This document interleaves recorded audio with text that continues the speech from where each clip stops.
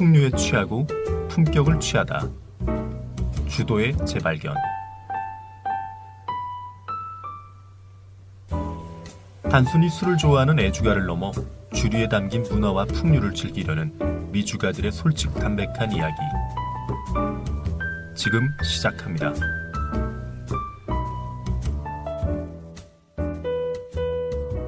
안녕하세요. 저는 삼틴입니다. 그리고 저와 함께 진행을 해줄 네, 안녕하세요. 홍대브로 잭 프로입니다. 반갑습니다. 예스. 그 두 분의 미남 패널. 미날 고정 패널이죠. 네, 주도의 재발견에 임무를 맡고 있는 잔이윤입니다. 고페. 반갑습니다. 반갑습니다. 제일 많이 웃는데? 왜 웃는 거야? 너무 웃겨. 이런 행복한 모습 참 좋습니다. 네, 안녕하십니까. 젊음을 맡고 있는 들기들기 비둘기입니다. 반갑습니다. 오랜만이네요. 네. 일단 오랜만에 본 것 같아요. 진짜 오랜만에 만났습니다. 오프라인은 한 2주 만이죠. 뭐 다들 어떻게 잘 지내셨어요? 날씨가 좋아졌는데 어디 뭐 놀러 다니시고 뭐 이런 건 없고요? 슬슬 시작될 건데. 저는 좀 이제 시작됐죠. 와. 네, 슬슬 발동 걸어서. 와우, 아니 바람 났어. SNS 보니까 벚꽃이 슬슬 올라오더라고요. 네. 약간 남부권에 사시는 분들은 벚꽃 사진 찍어서 올리고 이러더라고. 맞아. 저 집안에만 처박혀 있어가지고. 근데 요즘에 뭐 저는 솔직히 아기들이 있으니까 와이프가 그런 미세먼지나 이런 거에 엄청 민감해요. 먼지도 많은데 요즘. 그래서 야외 활동을 하고 싶긴 한데 아직까지는 조금 조심스럽기는 해요. 근데 이제 슬슬 진짜 그 있잖아, 왜 봄 되면은 늘 나오는 그래. 벚꽃 엔딩 그 노래가 슬슬 나오기 시작한다니까. 누구는 연금을 벌고 있어요. 봄마다 이제. 그 노래 나오기 시작하면 진짜 막 야외로 나가고 싶은 마음이. 그 약간 그 봄이 이제 꽃도 피고 날씨도 바뀌지만 그 우리 봄 공기의 내음과 이 겨울이나 가을 내음 좀 틀리잖아요. 맞아. 가슴이 엄청 두근 거려요. 저 사실 봄을 타거든요. 좀 봄 타세요, 가을 타세요, 계절 타는 거 있으세요? 저는 계절 엄청 타요. 엄청 그러니까 어떤 계절? 그러니까 별로 안 저는 그냥 다 떠나서 날씨가 좋으면은 어. 그날 하루 기분이 하루 그러니까 좋아. 약간 우리가 남자가 가을 탄다고 하지만 봄 타는 사람도 있고 여름 타는 사람 못 본 것 같고 겨울 타는 사람도 있을까 모르겠는데 계절 중에서 어떤 계절? 저는 약간 다 타? 겨울이 올 때, 올 때, 그 겨울 공기 늦가. 딱 느낄 때 그때도 약간 오고 봄 올 때 또. 그치 봄. 네. 저는 봄 엄청 심해서. 두 분 의외로 되게 좀 섬세하다. 의외가 아니고 원래 섬세한 저는 되게 사람이에요. 섬세한 편. 아, 오늘 왠지 아까 미남에서 이제 웃으면서부터 시작된 것 그래. 같아. 맞아. 아니 원래 그 저 예술하는 사람들 중에 그 말보 레드 필 사람들은 센서티브하고 다 그래요. 그 무슨 상관이야? 근데 그 있어요. 그런 사람들의 성향들이 있어요. 사실 나는 그렇게 막 계절을 막 타진 않는데. 항상 여자가 있으니까. 지금 결혼하셨지만 좀 자, 이제 오늘 내용 얘기해 오늘 주시죠. 뭐 시작하죠. 네. 네네네. 오늘은 이제 라벨 보고 위스키에 대한 정보를 좀 쉽게 볼 수 있는. 그리고 이제 일반적으로 바에 가서 바트를 보고 나서는 그냥 무심코 이렇게 지나치는데 자세히 보면은 그 바트 안에 라벨에 웬만한 정보가 다 나와 있어요. 네 맞습니다. 몇 도인지 어느 지역인지 뭐 어떻게 마셔야 되나 뭐 가끔 이제 테이스팅 노트까지 나오는 경우가 있는데 뭐 스카치 위스키의 이제 라벨 거기서 이제 증류소, 뭐 지역 이런 것들을 볼 수가 있는 거죠. 네. 뭐 재료나 어떤 막 다양한 이제 오크통에 대한 정보도 되게 많고 얘가 언제 간혹 이제 라벨 디테일한 라벨 중에서는 얘가 증류 일자도 나와 있는 애도 있고 병임 날짜가 나와 있는 애도 있어요.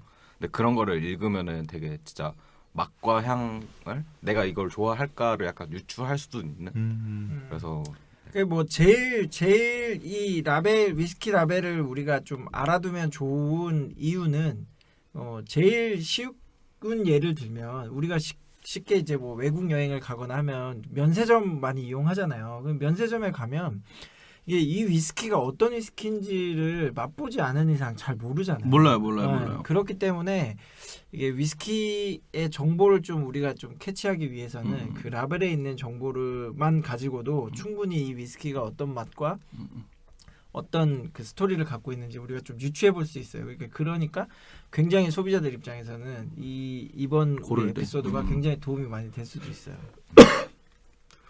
아니 와인 같은 경우는 제가 잘은 모르지만 와인을 고르시는 분들은 라벨을 꼭 보시더라고요. 위스키도 약간 그런 편 아니잖아. 그냥 맛보고 나 이거 좋아하니까 이러잖아. 그치. 제 아니, 이름을 보고. 뭐 우리가 되돌려서 생각하면 저 같은 경우도 예전에 이제 위스키 그러니까 바텐더를 처음 시작하기 전에는 예. 어떻게 보면 외국에서 들어온 술은 그냥 양주였잖아요. 그러니까 이게 데킬라인지 보드카인지 위스키인데 주종도 모르고 먹었지. 그렇지. 위스키인데 이게 싱글 몰트인지 블렌디드 뭐 몰트인지 아니면 스카치인지 뭐 아메리칸인지 솔직히 잘 맞아, 몰랐단 맞아, 말이에요. 그냥 양주 맞아, 하면서 맞아. 그냥 독한 술 막 이렇게만 생각을 했는데 양주 맛있네. 그래? 마셔 몰라. 그랬는데 이제 위스키에 대해서 좀 공부를 하다 보니까 이제 라벨만 봐도 이 위스키가 어디 위스키고 뭐 어느 지역이고 뭐 어떤 맛과 향을 가졌겠다라는 거를 어느 정도 유추할 수 있거든요. 그러니까 일반 소비자분들도 이런 것들을 조금만 공부하시면 충분히 좀 금방 배우실 수 있을 겁니다. 그래서 약간 술 쪽은 저희들이 이제 어떤 상품을 봤었을 때 이제 브랜드에 대한 인지도라는 게 있어요. 그러니까 만약에 형 뭐 농구화 중에서 가장 좋아하는 브랜드 뭐예요?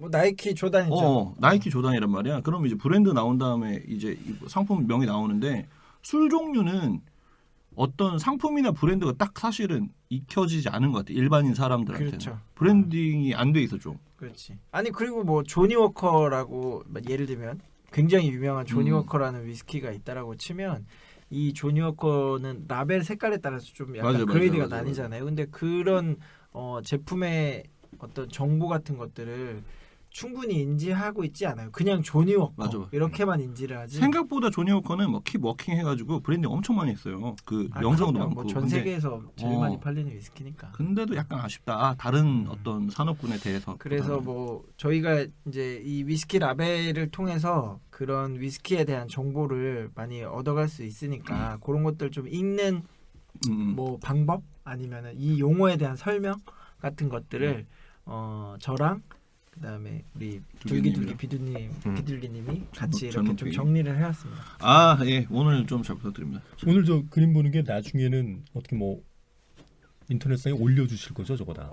같이 그렇죠. 우리가 유튜브를 시청자분들한테. 같이 하면은 이런 네네네. 영상이나 이런 이미지 같은 것들을 같이 보면서 얘기를 하면 훨씬 더 이해하기가 편한데 네네. 지금은 뭐 어쩔 수 없이 최대한 이렇게 맞춰보면 네네네. 말로만 설명을 하겠지만 최대한 쉽게 좀 설명을 해보겠습니다. 그러면 지금 이제 스카치로는 이제 킬커란하고 법원에 이제 메이커스 마크가 보이네요. 네네네. 일단은 첫 번째 같은 경우는 우리가 이제 그 딱 라벨을 봤을 때 제일 먼저 보이는 게 아마 이 위스키의 브랜드가 아닐까. 그렇게 좀 설명을 시작하겠습니다. 네. 일단 스코틀랜드 이제 위스키 먼저 말씀드리면 대부분의 싱글몰트 위스키들은 그 증류소의 이름을 따서 이제 라벨에다가 이제 브랜드처럼 붙이는 게 가장 일반적인데 그렇지 않은 어떤 제품들도 있어요. 뭐 예를 들면은 앞에 킬커란 같은 경우나 그러니까 킬커란 같은 경우는 글렌가일이라는 캐멜타운에 있는 증류소에서 나오는 제품인데 이제 브랜드 이름 킬커란을 쓴다. 뭐 그리고 뭐 아녹이나 싱글톤 이런 애들도 이제 다 이제 어떤 증류소 이름과는 별개로 브랜드 이름을 쓰는 데도 있다 정도로. 그래서 대부분의 싱글몰트 위스키는 증류소의 이름을 브랜드처럼 네네. 사용하고 있다. 네, 이렇게 맞습니다. 이해하면 되겠군요. 네네.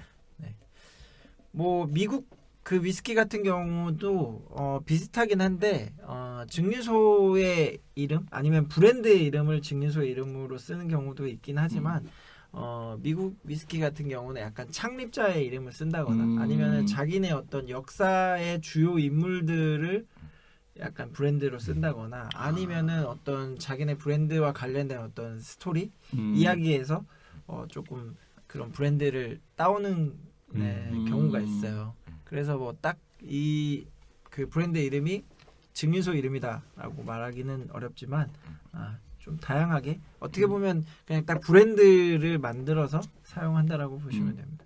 아마 스코틀랜드도 블렌디드 위스키 같은 경우는 그런 식으로 쓰는 경우가 많지. 네네네. 막 조니 워커, 발렌타인, 시바스레 이런 거 다 약간 창립자 원스리갈이라고요? 그런 역사. 발음 조심하십시오. 근데 어떻게 보면 좀 당연한 걸 같기도 해요. 왜냐면 블렌디드 위스키다 보니까 뭐 증류소 이름을 쓸 수는 없고 당연히 뭔가 세운 사람의 이름 뭐 이런 걸 기대. 그렇지. 네. 뭐 그 브랜드를 만든 사람이라든지. 네네. 그렇죠. 자, 다음 그림을 한번 봐보시죠. 이제 증류소의 위치를 볼 수가 있는 거네요. 맥켈란 잭 다니엘, 뭐 밑에 뭐 하이랜드가 조그맣게 써 있는 게 보이고 잭 다니엘 밑에는 이제 테네시라고 써 있네요. 네네네. 뭐 이제 스코틀랜드 싱글 몰트 같은 경우에는 이제 뭐 약간 저렇게 하일랜드, 로우랜드, 뭐 캠벨타운, 아일라 뭐 이런 식으로 이렇게 좀 이름을 써놨어요. 증류소의 위치가. 근데 어쨌든 그런 위치가 어디인지만 알아도 어떤 개성을 알 수 있는 그런 위스키들도 있기 때문에 저런 증류소의 위치를 라벨에서 한번 확인하는 것도 좋은 접근 방식이라고 생각합니다.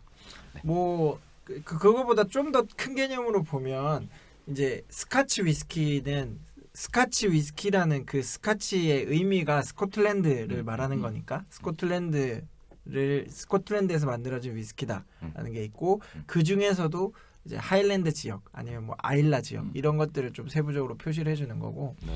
미국 위스키 같은 경우도 마찬가지인 것 같아요. 뭐 아메리칸 위스키 아니면 그 지난 시간에 얘기했던 위스키의 어떤 스펠링 철자가 EY가 들어가니까 그렇게 EY가 들어가는 위스키는 미국 위스키일 수 있다. 이렇게 우리가 유추해 볼 수 있고 뭐 잭 다니엘 지금 이미지를 보여드렸는데 보시면 아래쪽에 그 뭐 디스틸드 앤 보틸드 바이 잭 다니엘 디스틸러리라고 되어 있고 뭐 린치버그 테네시 USA 이렇게 적혀 있거든요. 그러니까 미국 중에서도 테네시주 린치버그라고 하는 지역에서 만들어졌다 이런 의미가 담겨져 있거든요. 그렇기 때문에 그 지역에 대한 어떤 정보를 우리가 얻을 수 있습니다. 자 이제 위스키의 타입 원재료라고 되어 있고 몽키 숄더하고 리뎀션 버번이네요. 네네네. 네네. 이 타입을 원재료 어떻게 알 수가 있죠 저기서? 일단 저 몽키 숄더라는 제품 라벨 보시면은 이제 그 밑에 블렌디드 몰트 스카치 위스키라고 써져 있어요. 저번 시간에 한번 다뤘던 내용인데, 그러니까 싱글 몰트는 아니지만 다양한 이제 증류소에서 나온 몰트만을 사용한 이제 위스키라는 정보를 얻을 수 있는 그런 거고, 싱글 몰트도 대부분 이제 싱글 몰트 스카치 위스키라고 라벨에 적혀 있습니다. 네. 이건 뭐예요? 걔는 배치 이제 27. 배치 27. 이건 또 나중에 27번짜리 뒤에 다룰. 죄송합니다. 그렇죠. 그러니까 뭐 싱글 몰트 같은 경우는 원재료가 보리 100%, 발화시킨 보리 100%라는 거를 우리가 충분히 알 수 있고 뭐 예를 들면 블렌디드 위스키라고 하면 싱글 몰트와 그레인 위스키가 섞이니까 원재료가 조금 섞여 있다라는 걸 우리가 좀 유추해 볼 수 있고요. 미국 위스키 같은 경우도 마찬가지죠. 지난번에 이제 매시빌이라고 해서 원재료의 어떤 배합 비율 같은 것들에 대해서 설명을 좀 드렸는데 리뎀션 같은 경우가 요 라벨에 보시면 아래쪽 하단에 그 매시빌에 대한 정보가 좀 자세하게 나와 있어요. 그래서 뭐 옥수수가 75% 들어갔다, 라이가 뭐 21%, 뭐 발화시킨 보리가 4% 정도 들어갔다 이런 식으로 좀 자세하게 나온 것들이 있고 뭐 이렇게까지 자세하게 나오진 않더라 하더라도 뭐 라이 위스키라든지 뭐 윗 위스키라든지 이런 그 위스키의 어떤 카테고리들만 보더라도 이게 뭐 호미를 많이 이용했구나, 뭐 밀을 많이 썼구나라는 우리가 정보들을 유추해 볼 수 있습니다. 42도네. 맛을 예상할 수가 있는 거네요. 저 그렇죠. 성분을 보니까요. 네네네. 그러면 이제 라벨만 봐도 지금 지역에 따른 맛의 차이라든가 원재료에 의한 그런 걸 이제 상상을 할 수가 있으니까 그렇죠. 실패 확률이 좀 많이 줄겠어요 아마. 네네. 자 이제 알코올 도수가 이제 제일 차이가 많이 날 텐데 네네. ABV와 그리고 프루프, 퍼센트 뭐 이렇게 나와 있습니다. 네네. 일단 스코틀랜드 위스키 같은 경우에는 이제 보통 퍼센트나 알코올 바이 볼륨이라고 하는 ABV를 아유, 어렵네요. ABV. 네네 가장 많이 사용을 해요. 그래서 뭐 근데 이제 간혹 좀 옛날 보틀 같은 거 좀 보다 보면은 프루프를 똑같이 미국이랑 사용을 하는데 여기서의 프루프는 이제 미국의 프루프랑은 좀 다르다는 점. 그러니까 미국의 프루프는 이제 반절 딱 자르면 된다고 네네네네. 했잖아요. 근데 얘는 이제 57%라고 생각하시면 만약에 100 프루프면 57도인 거예요. 네. 곱하기를 잘해야겠네요. 네네. 그래서 좀 복잡하긴 한데. 0.57. 네. 설마 나중에 위스키지에 이런 질문은 안 나오죠? 딱 내기 약간 좋은 거. 아 그래요? 네. 이거 고시공부도 아니고. 이게 알코올 도수 표시하는 게 정말 나라마다 다 틀려요. 우리나라는 이제 몇 도 이런 식으로 도. 많이 쓰고 네. 이제 글로벌적으로 가장 많이 쓰는 게 이제 ABV 라고 해서 몇 프로 바이 볼륨 이런 식으로 많이 표기를 하고요. 미국 같은 경우는 이제 앞에서 말씀하셨듯이 프루프 단위를 많이 쓰는데 그냥 프루프가 이렇게 뭐 예를 들면 와일드 터키 101 같은 경우는 그 101이 의미하는 게 100일 프루프다라는 의미예요. 그래서 55. 그쵸. 50.5. 절반으로 자르면 50.5도 도수를 와, 나타내는 세네. 거니까 네네네. 그 알코올 도수를 이거 몇 프로지? 몇 도지?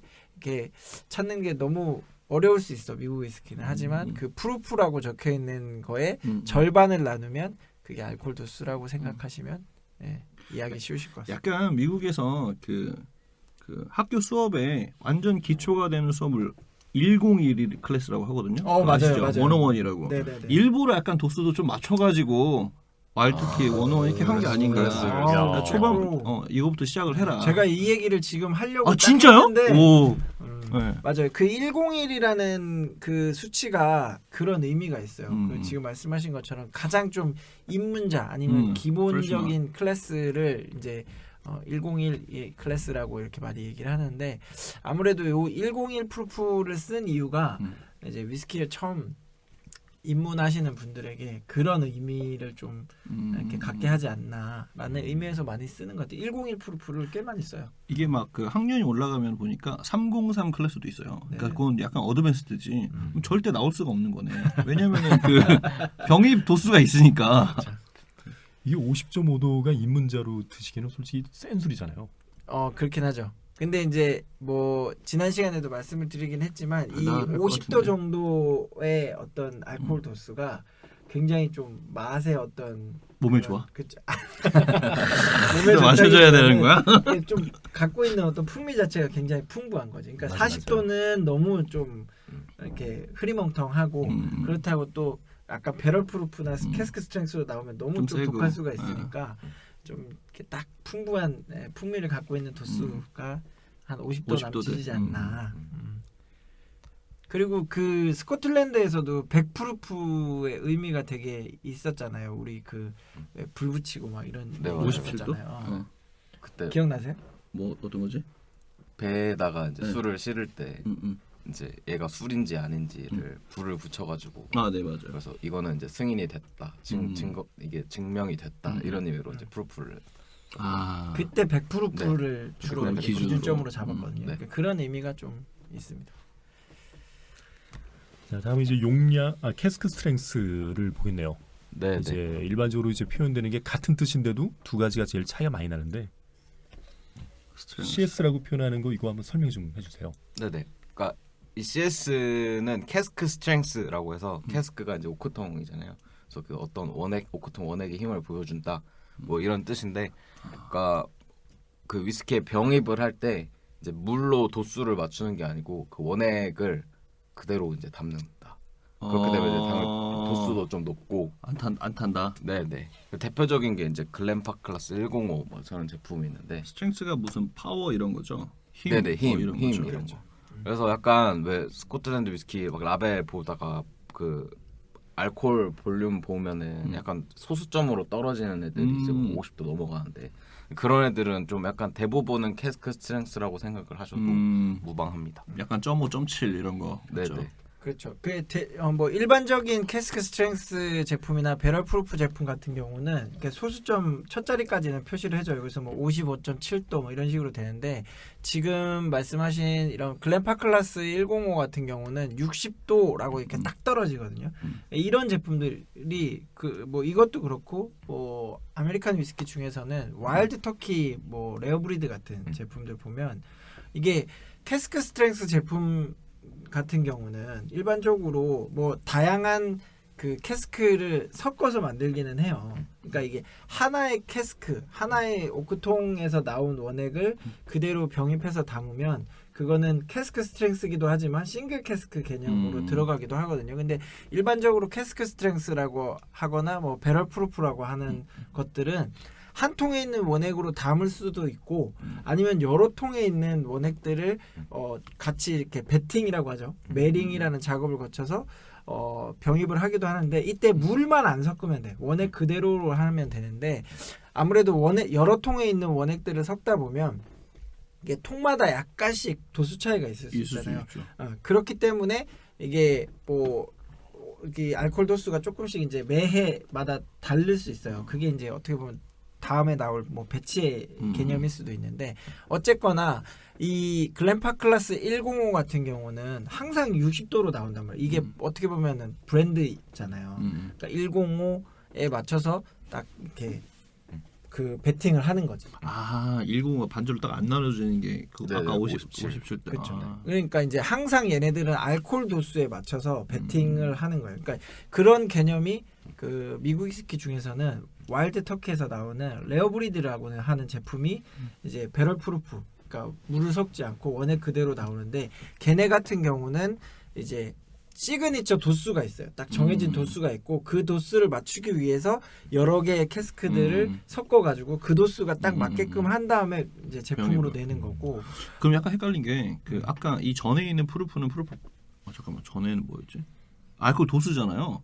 네네. 도수가 프루프로 어쨌든 그렇죠. 표현이 되는 건데 스트렝스라는 단어가 붙으면은 어쨌든 물을 섞지 않은 거로 보면 되는 거고 그러니까 더 고급이라고 보면 되는 거죠. 그거에 이제 좀 추가적인 얘기를 제가 지금 하려고 하는 건데 일반적으로 스코틀랜드 같은 경우는 캐스크 스트렝스 아니면 뭐 내추럴 스트렝스 이런 식으로 표현을 해요. 그거의 의미는 이제 병입을 할 때 물을 전혀 섞지 않았다 이런 의미로 이제 통용이 되지만 미국 같은 경우는 이게 법적으로 물을 섞지 않고 이제 숙성이 끝난 원액을 물을 전혀 섞지 않고 병입을 한 제품을 배럴 프루프라는 이름으로 원래는 딱 정해놨어요. 그게, 법적으로. 네, 그 명칭을 쓰면 절대 물을 섞으면 안 돼요.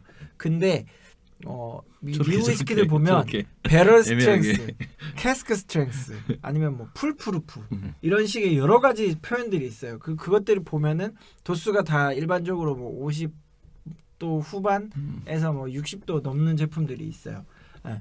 그런 제품들은 사람들이 이렇게 봤을 때 도수가 굉장히 높으니까 얘네들은 물을 섞지 않은 그런 배럴 프루프 아니면 캐스크 스트렝스 제품이구나라고 생각을 하는데 미국 같은 경우는 법적으로 물을 전혀 섞지 않고 만든 제품은 배럴 프루프다라고 이렇게 딱 법적으로 규정을 해놓은 건 그 한 단어밖에 없어요. 그렇기 때문에 뭐 풀 프루프 아니면은 배럴 스트렝스 아니면은 미국 위스키인데 캐스크 스트렝스 이런 식으로 만약에 표현이 적혀 있으면 모르는 거죠. 걔네들은 대부분은 그런 배럴 프루프 같이 만들어지긴 했으나 물을 소량 넣어서 만든 제품들도 있어요. 그러니까 약간의 어떤 편법을 쓰는 거죠.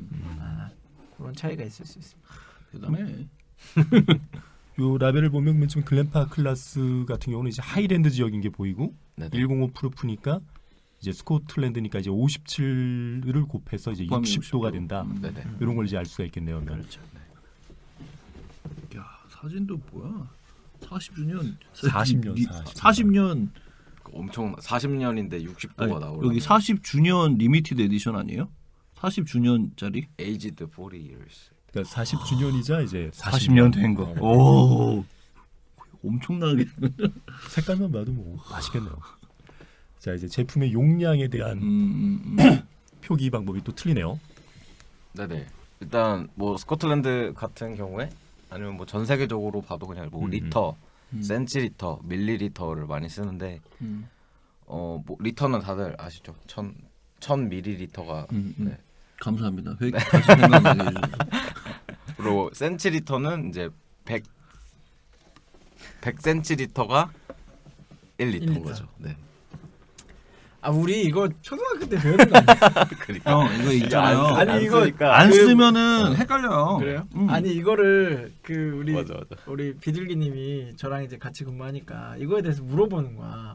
이게 예를 들면 뭐 몇 센치리터면 이게 얼마죠? 이렇게 물어보는 거예요. 근데 난 솔직히 좀 이해가 안 갔는데. 뭐지 빠간가 이렇게 생각할 수 있죠. 아니야. 아니 근데 약간 그게 있어요. 되게 우리가 초중고 때 배운 영어 단어들이 있어요. 근데 스펠링 물어보잖아요. 틀려요. 헷갈리니까 그런 거예요. 이게 생각보다 단순한 게 헷갈려요. 아니 근데 이런 거는 예를 들면 이게 뭐 밀리리터니까 좀 그렇긴 한데 우리 일반적으로 길이를 재는 밀리미터, 센티미터, 네네네. 리터, 미터 이런 거는 충분히 알고 있잖아요. 평소에는 좀 그거는 알죠. 왜냐면 평소에 쓰니까. 평소에. 근데 한번 띵킹을 하면은 이게 그렇지 이렇게 되는 거잖아. 근데 띵킹을 안 하고 이 근데- 70CL이면 이거 얼마나 하는 거야? 이렇게 되는 거야. CL? 네. CL은 뭐야? CL 센치미터. 체리니? 아니 난 저쪽에서 쓰는 건지. 21? 센티미터. CM이 CM. CL. L. 그래서 일반적으로는 밀리리터를 많이 쓰고요. 네네. 그다음에 이제 면세 전용으로 나오는 제품들 같은 경우는 1리터로 많이 나오니까 충분히 네. 먹어야죠. 리터로 표기되기도 하고 뭐 1000ml 이렇게 하면 조금 길어지잖아요. 그러니까 1리터 이런 식으로 표기를 하고 맞아. 보통 이제 아시아 쪽이나 유럽 쪽에서 발매되는 제품들은 700ml로 많이 나오고요. 이제 북미 시장으로 나가는 제품들 같은 경우는 750ml로 좀 나가는 경우가 많아요. 맞아. 네. 그러니까 같은 가격이라 하더라도 이게 50ml 차이가 엄청나게 또 큰 그럼요. 차이가 될 네. 수도 있고 또 면세점 같은 경우도 이게 300ml나 더 들어있다는 게 엄청난 차이일 수 있어요. 이게 그런 것들을 좀 간과하더라고 사람들이. 이론주가 25ml인가요? 25. 보통 일반적으로는 30ml. 30ml. 그러니까 두 잔 가까이 몇 차이가 잔이 나요. 더 나오는 거야. 맞아요. 그렇기 때문에 뭐 그런 차이를 좀 알아두시면 좋습니다. 일반적으로 버번 사면은 보통 750ml인 경우가 많잖아요. 그렇죠. 네네네. 그래서 미국 뭐 애들 맨날 고기 먹고 하니까 얘는 좀 많이 주자 이거 아니야.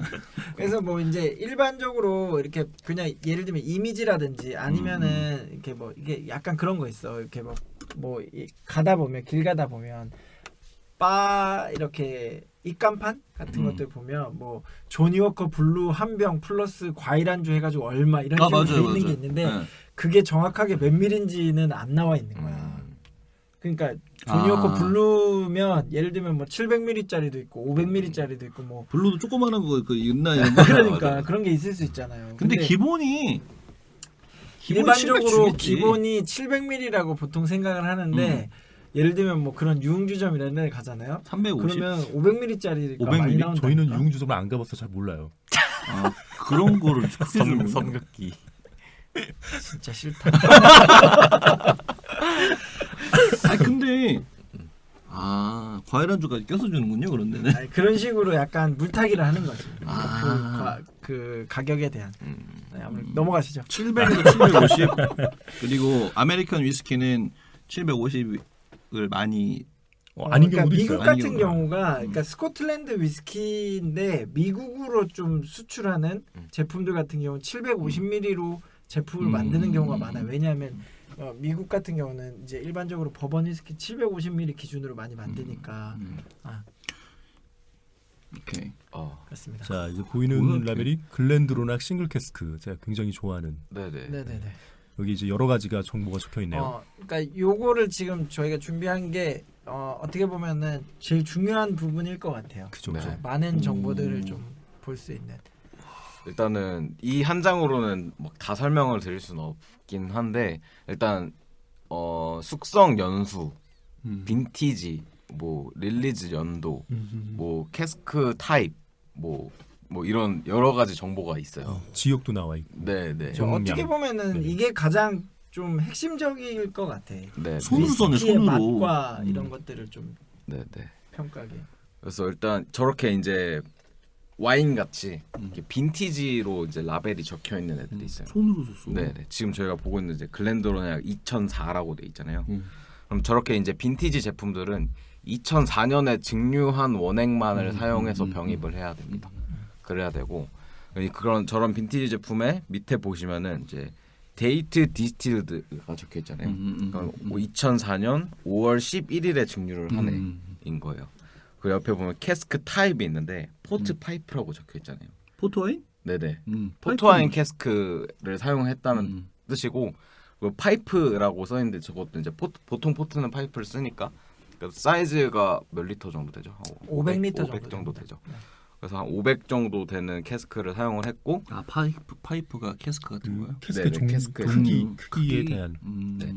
포트를 한번 숙성했던 그 파이프를 갖고 와서 거기다 이제 숙성을 시키는 건데 얘는 싱글 캐스크 제품이잖아요. 이 싱글 캐스크는 또 뭐냐면 하나의 오크통에서 나온 원액만을 또 병입을 해야 돼요. 그러면은 이제 500리터 사이즈에서 보틀 넘버가 오른쪽 밑에 적혀 있는데 643병 중에 191번째 바틀인 거예요. 그러니까 500리터 정도 되는 사이즈에서 이제 643병 정도가 나왔다. 뭐 이런 정보를 또 얻을 수 있고 위에는 뭐 캐스크 넘버라고 해서 이제 그 해당 캐스크의 포트 캐스크의 넘버 3,342번. 이거 좀 궁금한 게 이거를 그러면은 지금 2004년에 네. 병입하기 전에 어쨌든 뺄 거 아니에요. 뺐을 때 2004년에 증류를 증류한 거 2007년 27년 때 뺐을 때 네네. 흔들어요? 그래서 이제 맛의 차이가 1번하고 643번이 날 수도 있어요. 네. 안 흔들고 그냥 까가지고 바로바로 나오는 빼기 걸로 때문에. 이렇게. 그렇죠. 뭐 그런 차이가 있을 수 있죠. 이렇게 굴려서 운반하니까 뭐 그런 정도 되지 않을까? 그게 나는 어쨌거나 이제 흔들어 먹어야지. 지금 말씀하신 그 스코틀랜드의 싱글 캐스크의 이렇게 라벨을 보면 이렇게 다양한 정보들이 나와 있어요. 일반적인 제품들은 이 정도까지는 아니고 뭐 그쵸. 숙성 연도 예를 들면 뭐 12년 뭐 15년 이런 식으로 숙성 연도 표기 정도만 나와 있고 뭐 캐스크에 대한 정보가 좀 나와 있는 경우가 있어요. 예를 들면 뭐 올로로소 캐스크 뭐 숙성 이런 식으로 이제 돼 있는 게 있는데 어쨌거나 이제 좀 더 디테일하게 얘네들 같은 경우는 나오는 이유가 싱글 캐스크는 그 캐스크의 타입에 따라서 맛이 굉장히 많이 바뀔 수 있잖아요. 그렇죠, 예를 들면 그렇죠. 그 일반적인 제품 같은 경우는 뭐 20개 아니면 뭐 50개, 100개 이 정도의 같은 타입의 통들을 어쨌거나 좀 매링 작업을 하기 때문에 그 어느 정도 맛이 좀 평준화가 된단 말이죠. 근데 이제 이런 싱글 캐스크 같은 제품들은 그 캐스크 한 통의 어떤 캐릭터가 그렇죠. 굉장히 좀 중요하기 때문에 이런 식으로 디테일한 정보들을 좀 많이 얘기를 합니다. 그럼 약간 191인데 음. 숫자가 위로 올라가면 앞에서 뽑는 거잖아요. 그러니까 1번부터 164번 3번까지 있을 거 아니 643번까지. 네네네. 맛이 틀리다는 게 그 더 좋은 술이다라는 거를 의미하나요? 아니면은 근데 그 캐릭터에서도 약간 우리가 이제 좀 맛이 좀 틀려서 캐릭터를 각자 있다고. 그 솔직히 말씀드리면 이게 같은 통에서 나온 이제 병인데 예를 들면 아까 말씀드린 것처럼 포트 파이프라고 하면 500리터짜리 통이잖아요. 숙성 연도는 13년이야. 증류한 연도가 2004년이고 이제 병입한 연도가 2017년이니까 13년 정도 숙성을 한 건데 스코틀랜드 같은 경우 일반적으로 1년에 2% 정도의 엔젤스 쉐어가 있잖아요. 그러면은 뭐 한 20% 정도 증발을 하는 거야. 그러면 500리터 중에서 한 100리터 정도 날라갔고 400리터 정도가 남아 있는데 사실 실질적으로는 20% 정도까지는 안 날라가요. 한 10몇 프로 정도 날라가겠죠. 그래서 이제 뭐 원액 자체가 뭐 한 400몇 리터에서 한 500리터보다는 좀 줄여 있는데 그것들을 700ml 병에다가 담다 보면 이렇게 643병 정도가 나오는데 이게 1번 바틀이랑 마지막에 담긴 643번 바틀이랑의 차이는 정말 미미해요. 그 차이는 별로 없고요. 이제 중요한 거는 캐스크 넘버야. 예를 들면 2004년도에 증류한 원액들이 이 포트 파이프 타입의 캐스크에 이게 한 통만 그 통을 쓴 게 아니라 이런 포트 파이프 통을 몇 개를 썼을 거란 말이죠. 예를 들면 한 10개 정도를 썼어.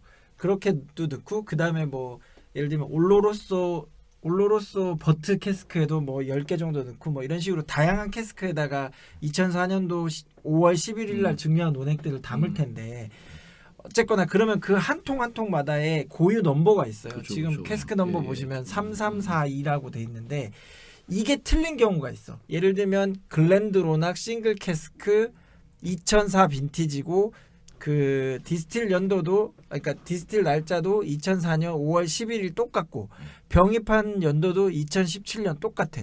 뭐 에이지도 13년, 포트 파이프 다 똑같은데 캐스크 넘버가 3342번도 있고 3341번이 있을 수도 있고 뭐 3343이 있을 수도 있어요. 근데 그 캐스크 넘버가 다르면 다른 통인 거야. 맞아. 똑같은 포트 파이프고 같은 날 증류한 원액을 넣었지만 캐스크 넘버가 다르다는 건 다른 통이니까 다른 그러면 알코올 도수 차이가 날 수 있어요. 일단은. 그럼 밑에 지금 알코올 도수는 정확하게 안 나와 있는데 잘려가지고 사진이 예를 들면 뭐 56.7도다라고 하면 이 캐스크 넘버가 달라지면 뭐 57.1도 이런 식으로 도수가 조금 차이가 날 수 있고 그리고 그 DNA 자체가 어떻게 보면 통 자체가 다르기 때문에 캐스크 넘버가 다르면은 약간 맛이 다를 수 있어요. 그 차이는 있을 수 있어. 그래서 뭐 예를 들면 글렌드로낙 싱글 캐스크 중에 2004년 빈티지가 굉장히 좀 좋다더라라고 하지만 더 디테일하게 표현하면 몇 번 캐스크냐 이런 식으로 더 디테일하게 또 들어가긴 해야 돼요. 최소한 드로낙만 해도 3,000개의 술을 먹어야 되네요. 캐스크 넘버. 네네네. 아니 근데 뭐 저 거기서 일해야 된다니까. 저 캐스크가 네. 예를 들면 이 타입의 캐스크가 33 뭐 그러니까 1번부터 334 2번까지 이렇게 3,000개 넘게 있다라기보다는 이게 증류소로 입고되는 그 여러 개 타입의 캐스크들이 있을 거 아니에요. 뭐 엑스 버번도 있고 쉐리도 있고 뭐 포트도 있고 여러 개가 있는데 그런 것들을 이제 럼버링을 순차적으로 하는 거죠. 그러면은 뭐 버번 EX 버번 쉐리 캐스크는 1번부터 뭐 한 30번, 그다음 31번부터는 뭐 쉐리 올로로스 뭐 이런 식으로 되기 때문에 뭐 좀 차이가 있을 수는 있어요. 그리고 미국 위스키 같은 경우도 이제 싱글 배럴이라고 해가지고 이런 저런 이제 똑같은 어떻게 보면 개념일 수 있죠. 스코틀랜드하고 한 통에 있는 원액을 가지고 이제 그 병입을 하는 건데 대부분이 이제 그런 정보들이 좀 비슷하게 들어가 있기는 해요. 뭐 언제 증류한 원액이고 언제 뭐 병입을 했다. 그래서 숙성 연도는 한 몇 년 정도 잘 못 되고. 읽게 막 아주 그냥 막 필기체로 갈겨놨어요. 네네네. 그래서 뭐 지금 블랑톤의 이미지를 보고 계신데 뭐 배럴의 넘버도 좀 나와 있고 그 다음에 이제 숙성했던 웨어하우스의 어떤 그 위치라고 해야 되나? 그 숙성 창고가 몇 번 숙성 창고다 이런 식도 좀 되어 있고, 네네네. 렉이 이제 뭐 어떤 위치에 있었다라는 것도 좀 디테일하게 나와 있어요. 왜냐 이런 게 왜 중요하면 그 미국 위스키를 숙성하는 숙성 창고 같은 경우는 창고용으로 되어 있기 때문에 이게 1열에 있느냐, 뭐 3열에 있느냐, 뭐 아니면 10열에 있느냐, 뭐 어디에 위치하고 있느냐에 따라서 이게 그 원액의 어떤 품질이라고 해야 되나 알코올 도수도 많이 차이 나고요. 이게 차이가 많이 나기 때문에 이런 좀 디테일한 것들을 좀 적는 경우가 있기는 해요. 근데 상대적으로 스코틀랜드에 비하면 좀 정보가 좀 부족하긴 해요. 그리고 이런 싱글 배럴 제품은 아니지만 약간 스토픽이라고 하는 제품이 있어요. 그 스코틀랜드에서는 뭐 오너스 캐스크 뭐 아니면 패밀리 캐스크 이런 이제 명칭으로 나오는 경우가 있기는 한데 한 리커 스토어에다가 이런 싱글 캐스크 제품 예를 들면 한 통에서 나온 원액으로 병입을 하면 뭐 보통 한 뭐 500병, 600병 뭐 그 싱글 배럴 같은 경우는 그 정도까지는 안 나오겠죠. 보통 200리터짜리 통을 쓰니까 뭐 한 300병 뭐 남짓 정도 되는 거를 그 한 스토어에다가 다 주는 거야. 보통은 일반적으로 그렇게는 안 주죠. 뭐 여러 바에다 나눠서 준다든지 여러 리커 스토어에다가 나눠서 이렇게 줄 텐데 이런 스토어픽 제품 같은 경우나 아니면 스코틀랜드에서는 뭐 오너스 캐스크라고도 할 수 있고 뭐 여러 가지 명칭으로 나올 수도 있지만 그런 것들을 한 이제 업체 아니면 한 개인에게 그냥 그 한 통에서 나온 원액을 그대로 병입을 해서 판매한다고 해야 되나? 약간 납품을 하는 경우가 있어요. 그런 경우는 약간 자기네 스토어 아니면 자기네 바 아니면 자기 개인의 어떤 뭔가 좀 집안 거래지. 그 장사하시는 분이 뭐 어느 정도 그 레벨이 있는 쪽으로 알고 있거나. 그렇죠. 아무한테 했을 거 아니야. 우리한테만 납품 계속 그렇죠. 이래서 아무한테나 주는 건 아니고 가문끼리. 그렇게 되면 약간 일반적으로 많은 업체에서 판매하게 되면 이게 정가라는 게 있고 또 약간 시가가 있잖아요. 막 뭐 이렇게 찾는 사람 많으면 좀 가격도 좀 올려받기도 하고 시장가가 진짜 가치예요. 그게 막 올라가는 거야. 돈이. 그렇지. 근데 이제 예를 들면 내가 독점으로 물건을 다 갖고 있어. 그러면은 이제 그런 시세를 좀 자기가 좀 그치. 조절할 수 있어. 그렇죠. 좀 싸게도 팔 수 있고 아니면 좀 더 비싼 값에 팔 수도 있고 다른 데서는 살 수가 없으니까. 맞아. 그런 또 차이도 있어. 그런 사업을 해야 되는데요, 저.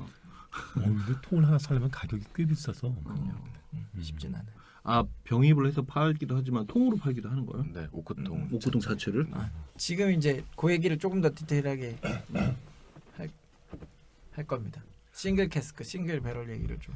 네네. 앞에서 해버려가지고 근데 싱글 아. 캐스크, 싱글 배럴 이야기를. 네, 이제 뭐 발베니 같은 경우도 이제 싱글 배럴 제품이 되게 유명하죠. 뭐 12년 최근에도 나온 것도 있고 15년 제품이 또 유명한데.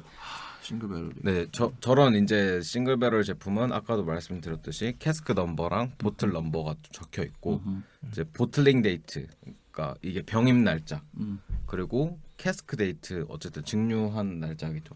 그러니까 95년 3월 6일. 저 생일이야? 야 이거 사면 사 먹어야 되는 거 아니야 그러면? 제 생일은 아닌데 아무튼 생년이 같아요. 아 생년이. 아무튼 그 보틀링 데이트. 그러니까 저기까지 이제 15년이라는 차이가 있는 거죠. 근데 이제 예를 들어서 95년 3월 6일에 이제 증류를 한 애가 2010년 3월 5일에 들어갔으면은 만 나이가 15년이 안 되잖아요. 그러면 14년이 된다고 합니다. 만 나이로 적어야 된대. 만나요. 아니 한국밖에 만나이 쓰지 않나? 그러니까 그러니까 시간이 안 지나가지고. 그러니까 저 네. 숙성 연도를 이제 표기하는 거는 꽉 찬 1년을 네. 채워야지만 네네. 쓸수 있어요. 이해했습니다. 간혹 가다가는 이제 뭐 14년이어도 거의 꽉 차 있으면은 15년하고 다를 바가 없네요. 그러면. 그렇죠. 그렇죠. 그런 약간 것도 싸게 사면서 그런 것도 되게 재밌어요. 최근에 그 약간 뭐 얘기해도 되겠죠. 뭐 그런 뭐 위스키 사랑이나 뭐 위스키 랩이나 어떤 특정 이제 애호 위스키를 좋아하시는 어떤 단체 뭐 그런 모임에서 약간 이런 식으로 스코틀랜드에 있는 증류소랑 약간 협의를 해가지고 캐스크 채로 이제 담아오는 경우가 있는데 그 짱이다. 증류한 날짜 지금 말한 것처럼 뭐 95년 3월 6일 날 증류를 했다. 그래서 뭐 예를 들면 캐스크로 들어갔다라고 하면은 그걸 나중에 바틀링 할 때 이제 고 되게 민감한 거야. 그 날짜를 넘겨서 이제 바틀링을 하느냐 안 하느냐. 왜냐하면 이게 13년이랑 14년이랑은 1년 단순히 1년 차일 수도 있고 아니면은 저 이제 디테일한 날짜가 있으니까 뭐 며칠 차이밖에 안 되네 이렇게 생각할 수 있지만 그냥 일반 사람들이 딱 봤을 때는 이게 14년 숙성이랑 15년 숙성은 굉장히 좀 큰 좀 차이가 그런 날 수 차이를 있는. 가지는 분들도 계시겠죠 충분히. 그렇죠. 그러니까 이왕이면 좀 높은 숙성 저 연도 보니까 4일 차이밖에 안 나잖아요, 그렇죠? 네네. 네. 꽉 차서. 저는 괜찮습니다. 있기만 하면 맛있게. 네네네. 그리고 이제 약간 마스터 사인을 하네요. 결국에는 맨 밑에 이거. 네네. 그것도 뭐 말씀드리려고 했는데 기왕 나온 김에 말씀드리면은 이렇게 이제 마스터 뭐 여기 발베니는 이제 몰트 마스터라고 부르고 뭐 마스터 디스틸러, 마스터 블렌더 같은 분의 이제 서명이 있거나 뭐 아니면 이름을 좀 쓰거나 이런 것도 되게 좀 중요해요. 왜냐면 어쨌든 총 책임자고 이 저분이 이제 바뀌면은 어떤 위스키 그 라인업에 같은 라인업이어도 변화가 네, 있겠죠. 변화가 생깁니다. 그렇죠. 네네. 이게 어쨌거나 이 품질 보증을 한다. 네네. 이 사람이 총 책임자다. 네네. 관장을 했다. 근데 이 사람이 굉장히 유명한 사람이면 그 정도로 권위가 생기는 거고. 원래 오랫동안 하지 않아요, 이런 거. 그럼요. 하면? 이 데비 스튜어트 같으신 분은 거의 뭐 한 평생을 다 음. 이쪽에다 종사하셨다고 저게 생각하시면. 브랜딩이네. 네네. 그래서 조금만 디테일한 얘기를 하자면 앞에서 우리가 캐스크 스트렝스 얘기를 했잖아요. 네. 캐스크 스트렝스 같은 경우는 이제 그 병입을 할 때 물을 전혀 섞지 않고 병입을 하는 경우가 있지만 한 통에 있는 원액을 담는 경우도 있고 아닌 경우도 있어요. 여러 통에 있는 원액을 섞어서 이렇게 담는 경우도 있지만 이 싱글 캐스크 같은 경우는 한 통에 있는 원액으로 제품을 만들어요. 하지만 원액 그대로를 담지 않을 수도 있어요.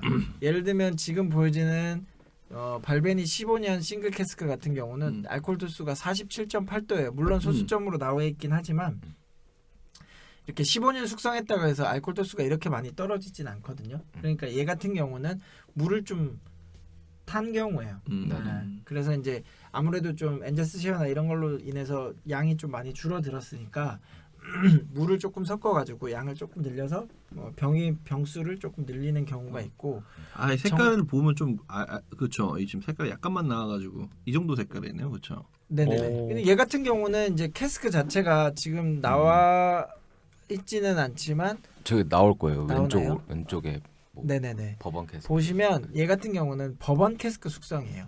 어디 나와? 그래서 발베니 같은 경우는 이 싱글 배럴 제품이 처음 출시될 때 버번 엑스 버번 캐스크로 제품이 나왔어요. 나오다가 중간에 이제 쉐리 캐스크로 바뀌었어요. 욕을 많이 먹었구나. 뭐 요거 아니다. 이만큼 팔고 이게 쉐리 캐스 팔까 이래가지고 그 뒷번호 팔고. 원래 그 발베니 증류소가 좀 버번 캐스크를 잘 쓰는 증류소기는 해요. 그래서 이제 어떻게 보면은 버번 캐스크로 처음에 나온 것 같은데 아무래도 이제 시장 자체에서 쉐리 캐스크의 어떤 가치가 좀 높아지니까 나중에 이제 쉐리 캐스크로 바뀌기는 했어요. 네. 그렇긴 하지만 어쨌거나 그래서 싱글 배럴, 그러니까 일반적으로 그 스코틀랜드에서는 캐스크라는 단어를 더 잘 쓰거든요. 그래서 싱글 캐스크라고 많이 하는데 싱글 배럴이라고 이렇게 제품 이름을 낸 거 보면 아무래도 아메리칸 버번 배럴을 썼기 때문에 좀 그렇지 않나라는 것도 있을 수 있어요. 어쨌거나 이제 그 개념을 좀 잘 이해하시면 좋을 것 같아요. 캐스크 스트렝스는 물을 전혀 섞진 않지만 여러 통에 있는 원액들을 같이 섞어서 만들 수는 있다. 싱글 캐스크는 한 통에 있는 원액으로 담기는 하지만 원액 그대로를 담는 경우도 있지만 그렇지 않는 경우도 있다. 캐스크 스트렝스가 표기되면 원액 그대로고 표기가 안 되면 이제 물이 좀 섞였을 수도 있다는 거잖아요. 네네네, 소수점일지라도. 그렇죠. 그래서 일반적으로 싱글 캐스크 제품들은 원액 그대로를 담는 경우도 많아요. 하지만 뭐 요 발베니 15년 같은 제품은 물을 좀 희석해서 네. 만들지 않나. 그리고 지금 옆에 보시는 잭 다니엘 싱글 배럴 같은 경우도 이거 너무 맛있더라고요. 네네네. 진짜 이게 한 통에 있는 원액으로 제품을 만들긴 하지만 물을 섞었어요. 그래서 좀 희석이 된 제품이고요. 미국 아이들은 상업적으로. 네네네. 다음으로 좀 넘어갈까요? 네네. 자, 때로와 보리의 산지네요. 뭐 그쵸. 스프링뱅크 로컬발리 10년. 네네. 그리고 이제 스태그 주니어 이렇게 두 가지. 요거 하기 전에 한 가지만 더 말씀드리면 네네네. 좋을 것 같아요. 그 배치의 배치. 개념이 좀 빠져 있어서 그 이제 배치 같은 경우가 이제 좀 스코틀랜드랑 이게 아메리칸 위스키에서 쓰는 배치의 개념이 조금 다를 수 있거든요. 일단은 먼저 비둘기님이 배치에 대해서 조금 네네. 스코틀랜드에서 쓰는 배치에 대한 개념. 배치 뜻이 뭐야 원래 배치? 배치가 이제 뭐냐면 배치한다 배치. 그러니까 단식 증류기잖아요. 그러니까 처음에 몰팅부터 해가지고 증류가 가정이 되고 숙성이 이렇게 병입이 될 때까지 이 하나의 공정 전체 과정을 이야기해요. 그러니까 첫 번째 배치는 생산 라인의 배치 말하는. 생산 라인을 한번 네. 1회 동안 한번 가동시켜서. 돌려 회전을 했다면 1배치인 거야. 그렇죠. 네네.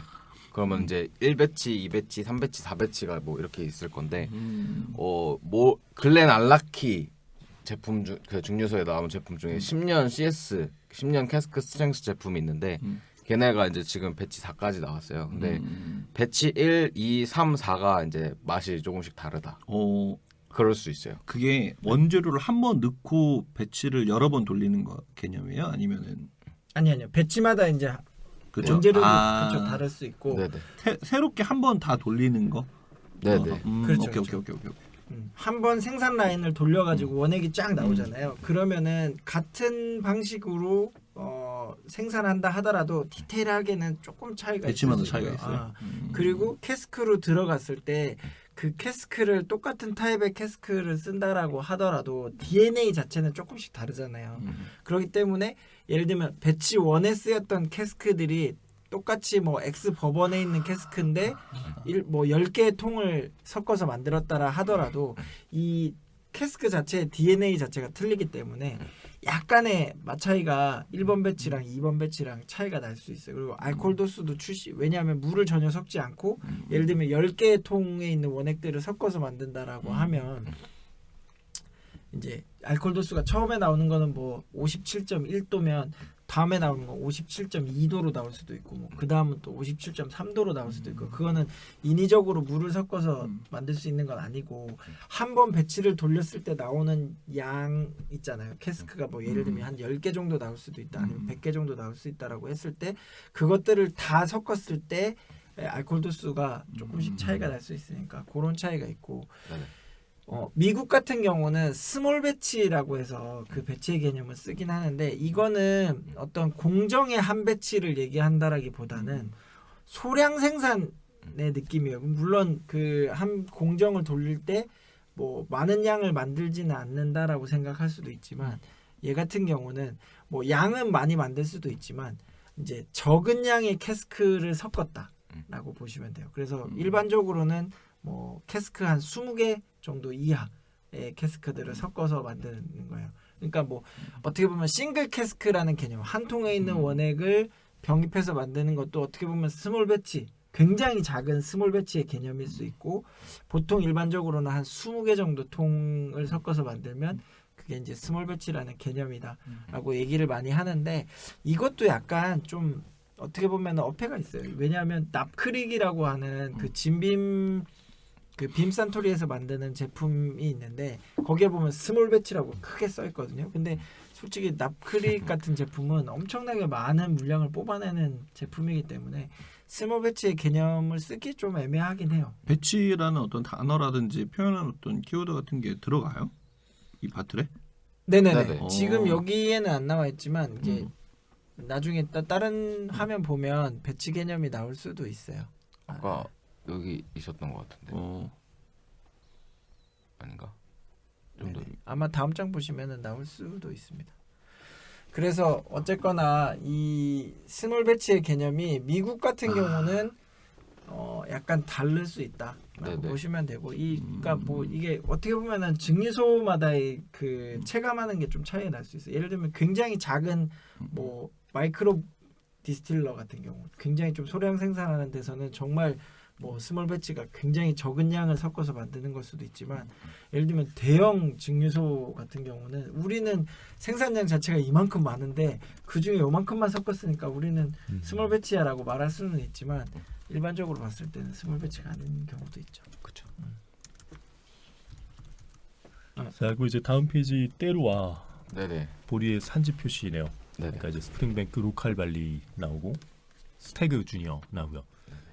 저 스프링 로컬발리라고 하는 게 이제 그 지역 보리를 쓴다는 거죠, 그러면? 네네 맞습니다. 그래서 저런 이제 보리의 산지 같은 것도 이제 라벨에 나와 있는 경우도 있어요. 근데 보통 뭐 잘 안 나와 있기는 한데 뭐 막 부릉라디라던가 뭐 또 어디가 있을까요?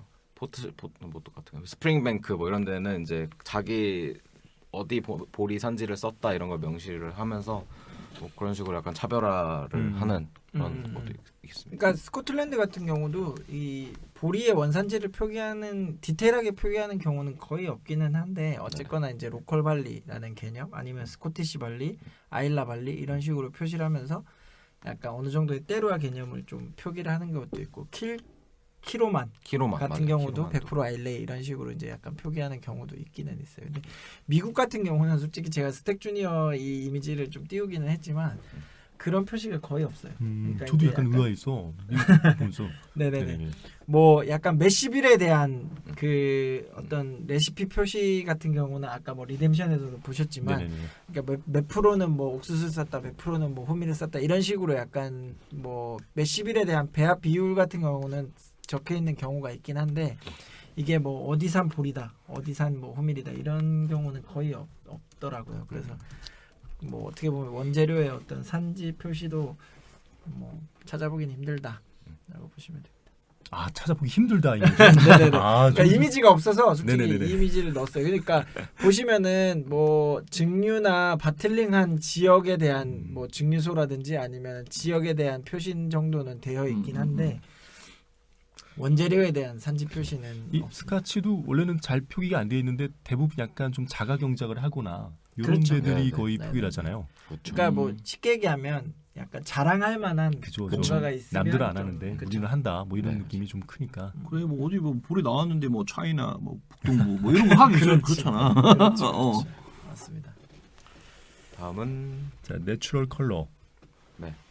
이 뭐 색깔을 추가하냐 안 하냐로 이제 논란이 좀 있었어요. 옛날에도. 네네. 캐러멜을 넣으면 좋다, 나쁘다, 뭐 어쩌나 맛만 좋으면 되지 뭐 별얘기 다 나오는데. 저는 후자적인 것 같지만 네 설명을 맛만 좋으면 이제 스코틀랜드 같은 경우에는 이제 뭐 이렇게 라벨 보면은 되게 많이 적혀 있어요. 내추럴 컬러라는 말이랑 논칠 필터라는 말이 적혀 있는데 일단 내추럴 컬러는 당연히 이제 색소를 넣지 않았다. 근데 옛날에는 이제 좀 위스키가 진한 위스키가 좀 일반적이었기 때문에 좀 색깔이 옅은 위스키가 상대적으로 맛이 없을 거라는 기본적인 인식이 사람들이 그치, 그치, 있었어요. 그치. 그래서 좀 색소도 넣고 막 이런 지금도 작업들을 있어 사실은. 네, 지금도 막 컬러링을 하는 데도 있습니다. 그리고 논칠 필터는 이거는 이제 좀 왜 위스키 드실 때 갑자기 약간 위스키가 뿌얘지는 현상을 발견한 적이 있으십니까? 제 눈이 뿌연해지는 상황을 발견했어도 위스키가 약을 뿌연해지는 드셔야 내 눈이 네가 좀 있나요? 침침한가? 그냥 술이 아 아니라 뭐야 약을 졸린데 드셔야 막 이런 건 있어도 저게 이제 뭐 필터링을 하는 작업이 있어요. 이 여과 작업을 이제 마지막에 하는데 이제 비냉각 여과라고 하는데 옛날 이제 위스키가 지방산이 좀 함유가 돼 있거든요. 근데 그게 이제 좀 뿌얘지게 만들어요. 물이랑 닦거나 이렇게 하면은 얘가 위스키가 뿌얘지는데 그게 좀 보기가 싫으니까 이제 칠 필터링 작업을 한 거죠. 약간 지방산이 낮은 온도 0도에서 뭐 한 3도 정도 되면은 얘가 이제 걸러지는 게 좀 있어. 잘 걸러지니까 그러니까 위스키를 좀 필터링 할 때 온도를 좀 냉각을 시킨 다음에 지방산을 걸러내는 작업을 했었는데 그렇게 하면은 이제 향미 물질이 많이 좀 죽는다. 같이 날라가. 네, 그런 약간 느낌이 있어서 저희는 뭐 논칠 필터를 하면서 이제 위스키의 풍미를 최대한 살리는 그런 어떤 전통적이고 우리는 뭐 그렇다라는 거 약간 어필하는 그런 거라고 생각하시면 차별점을 좀 주려고 그러는 거죠. 네, 그게 네. 이제 헤이즈가 좀 모양이 좀 다 특이해요. 네네. 몇 번 봤는데 음. 눈 내리듯이 눈 결정체 확대한 거 있잖아요. 그런 느낌이 이렇게 떠 있듯이도 있고 약간 손뭉치가 뭉치듯이 이렇게 바닥에 가라앉기도 해요. 저 화사지 확 오긴 해요. 어떤 네, 전체가 느낌인지. 뿌옇게 되는 게 아니고 이렇게 군데군데 뭐가 이렇게 좀 떠 있어요. 허연 게. 그래서 뭐 소비자들 입장에서는 그런 게 생기면 아 이거 뭔가 곰팡이 쓴 거 변질된 아니야. 이런 식으로 생각할 수 있기 때문에 그런 것들을 좀 걸러내는 작업을 했는데 이게 약간 위스키의 풍미를 좀 깎아먹는다라고 해서 얼마나 센서티브해야지 그 정도를 느낄 수 있는 거지. 모르겠어요. 근데 흔들면 바로 사라지기도 하고 원래는 이제 46도가 넘어가면은 원래 헤이즈가 안 생긴다고 해요. 헤이즈? 그 약간 헤이즈가 그, 뿌옇게 흐려지는 뿌옇게 거 되는 헤이즈. 근데도 은근히 46도가 넘어가는데도 생긴 애들도 있습니다. 근데 일반적으로는 도수가 높으면 그런 응고 현상이 오히려 안 도수가 나죠. 높으면은 그런 경우가 생기는 거 아닌가요? 아닙니다. 도수가 높으면은 그 필터링을 안 해도 네. 헤이즈가 안 생긴다고 하더라고요. 그래요? 뭐 어쨌거나 그 미국 위스키도 이런 넌칠 필터링을 많이 해요. 많이 하는데 뭐 안 하는 경우도 요즘에는 이제 표시하는 경우도 있긴 있어요. 넌칠 필터링 이런 식으로 표기하는 경우도 있긴 한데 어쨌거나 이런 색소를 넣는다거나 이런 필터링을 한다거나 이런 것들은 어떤 제품의 어떤 품질에 대한 보증인 거죠. 우리는 전혀 색소를 쓰지 않았다. 우리는 뭐 이런 필터링을 하지 않았다라고 해서 이제 우리 제품의 어떤 가치라든지 품질에 대한 것들을 좀 이렇게 보여주는 어떤 그런 표기인데 얘는 어디 있어요? 버번 위스키 같은 경우는 그런 게 잘 없어요. 없어요. 버번은 범죄 찾아보고 있었네. 그런 표시가 잘 없고 이제 그런 어떤 품질을 보증하는 어떤 그 중에 기준이 하나가 보틀드 인 본드라고 하는 이런 표기가 있어요. 이게 뭐냐면 제가 아메리칸 위스키 설명할 때 말씀드렸는데 예전에는 그 증류소에서 뭐 스코틀랜드도 마찬가지긴 했지만 이 샵에다가 판매를 할 때 캐스크 채로 판매를 했다라고 했잖아요. 그러다 보니까 그 판매업자들이 이게 소비자들한테 판매를 할 때 이 양을 막 좀 늘리기 위해서 막 뭐 이물질 같은 것들을 막 넣기도 하고 뭔가 이렇게 상품이 원래 그 생산자가 만들었던 의도와는 다르게 막 변질이 돼서 판매되는 경우가 많았어요. 그렇기 때문에 이런 것들을 좀 방지를 하자. 우리가 좀 지킬 건 좀 지키자라고 해가지고 이 위스키를 만드는 어떻게 보면 업자 아니면 어떤 협회 같은 데서 이거에 대한 어떤 좀 소비자들이 이렇게 믿고 구매할 수 있게끔 뭔가 좀 법적으로 정해놓죠. 쉽게 말씀해 주세요. 네. QS 뭐 예전에 우리 KS 마크 그렇지, 같은 걸 그렇지. 만드는 거 아니야 그렇지, 협회가. 그렇지. 그런 것도 있고 그 다음에 이제 그런 작업을 하는 증류소들이 뻥카요 그것도 사실은. 근데 그나마 좋아지기 위한 노력이지 사실은. 그렇죠.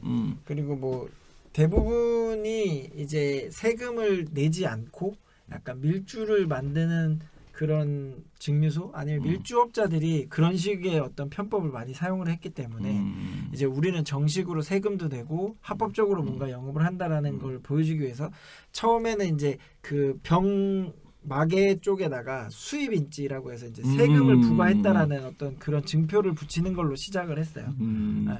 그러면서 이제 나중에는 조금씩 발전을 해서 이제 이 보틸드인 본드라고 하는 표기를 딱 하면은 이제 어느 정도 이제 검증된 뭔가가 있어요. 그러니까 저도 제일- 법적으로 약간 정해진 어떤 그렇죠. 기준이- 어떻게 보면은 스트레이트 개념하고 또 비슷할 수도 있고 이제 법원 같은 경우도 뭐 법원 위스키라는 명칭을 달기 위해서는 이런 것들을 지켜라가 있잖아요. 근데 그거는 한참 뒤에 생겨난 거고 뭐 1960년대 정도에 생겨난 거고 얘네들 같은 경우는 이제 1800년대 후반 1900년대 초반에 이제 생겨난 건데 어떤 기준이 있냐면 이 보틸드인 본드라고 하는 표기를 하려 그러면 한 명의 마스터 디스틸러가 한 해에 증류한 위스키 원액 그래서 그것들이 이제 여러 가지 배럴에 이제 숙성이 될 거잖아요. 그러니까 어떻게 보면 빈티지 개념이랑 똑같은 거야. 한 해에 그 증류된 그 보틀들만 가지고 이제 블렌딩을 해야 되고요. 최소 숙성 연도는 4년 이상 숙성이 돼야 되고 알코올 도수는 100프루프 50도 그때 아까 말씀하셨지만 이 100프루프의 개념이 계속 좀 지속적으로 나와요. 알코올 도수는 100프루프 50도로 병입을 해야 된다라고 이제 규정을 해놨어요.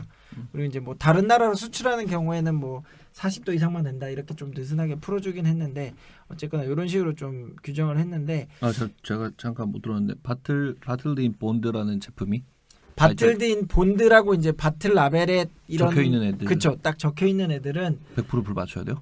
그쵸 알코올 도수를 50도로 맞춰야 되고 그 다음에 숙성 연도는 최소 4년 이상. 네. 그리고 한 마스터 디스틸러가 한 해가 뭐 예를 들면 2021년이면 2021년도에 증류한 원액들로만 이 제품을 만들어야 돼요. 근데 이 개념이 조금 애매하긴 해. 뭐냐면 이게 큰 증류소 같은 경우는 한 해에 만들 수 있는 양이 엄청나게 많으니까 뭔가 이 품질을 좀 균일하게 하거나 퀄리티를 좋게 하는 작업을 좀 어느 정도 할 수 있는데 예를 들면 굉장히 좀 작은 증류소 같은 경우는 한 해에 만들어지는 이게 원액 자체가 많지가 않으니까 그것들끼리로만 뭔가 이렇게 조합을 하려 그러면 예를 들면 그 해에 뭔가 좀 잘 안 됐어. 그래서 맛이 좀 떨어져.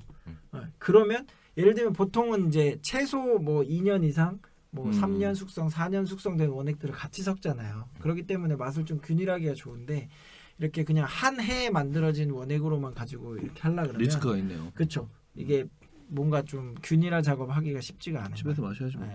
그래서 이거를 제일 먼저 시도한 사람이 콜로넬 EH 뭐그 테일러라고 네. 하는 제품도 있는데 그 사람이 먼저 이걸 주장을 했고 좀 계속해서 이제 좀 발전시켜 가지고 지금도 이 EH 테일러라는 제품이 이렇게 볼틸드인 본드라고 딱 찍혀서 나오는 경우가 많이 있고요.